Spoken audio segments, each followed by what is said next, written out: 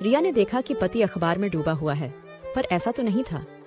वह चश्मे की ओट से उसे ताक रहा है और खुद से कह रहा है, घर आजकल घर कम और जंग का मैदान हो गया है। घर में सुबह सुबह भजन लगाकर घर का सारा काम करने की आदत थी रिया की। सुबह बिना संगीत सुने उसकी दिनचर्या अधूरी सी थी।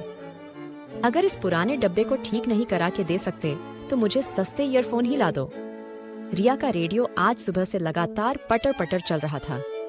दरअसल कुछ दिनों पहले रिया ने शादी की सालगिरह पर बतौर तोहफा साड़ी की मांग रखी थी।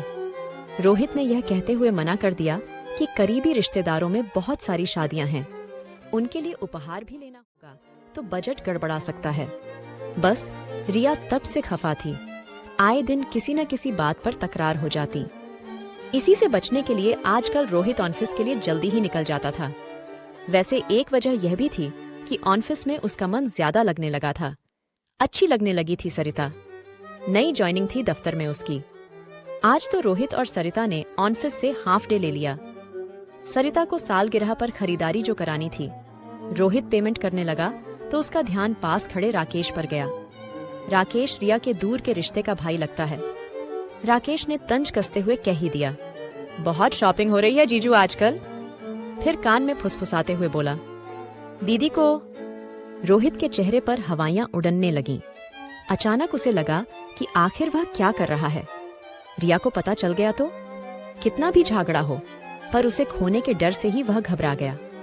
घर जाने से पहले उसने रिया के लिए एक ईयरफोन खरीदा। घर में कदम रखते ही रिया से कहा, आज बाहर ही पाव भाजी खाकर आएंगे रिया। और रिया के हाथ में ईयरफोन थमा दिया। ईयरफोन देखकर और पति के नरम पड़ते हुए तेवर देखकर वह भी खुश हो गई। बाइक पर बैठने से पहले ही रिया ने कानों में ईयरफोन ठूंस लिए। इधर वह गाने में खोई थी, उधर रोहित पश्चाताप में अपनी भूल की क्षमा मांग रहा था। रिया से वो अपनी हल्की नम हुई आंखों के साथ साथ लगातार क्षमा मांगे जा रहा था। बाइक चलाते चलाते वह गर्दन को मोड़कर जरा देखता, पर उसे समझा न आया कि रिया के कानों में तो ईयरफोन लगे हैं।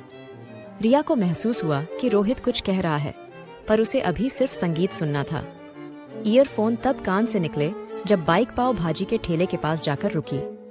बाइक रोकते ही रोहित ने रिया का हाथ बड़े प्यार से अपने हाथ में लिया और बोला, सॉरी रिया, आगे से ऐसी गलती नहीं होगी।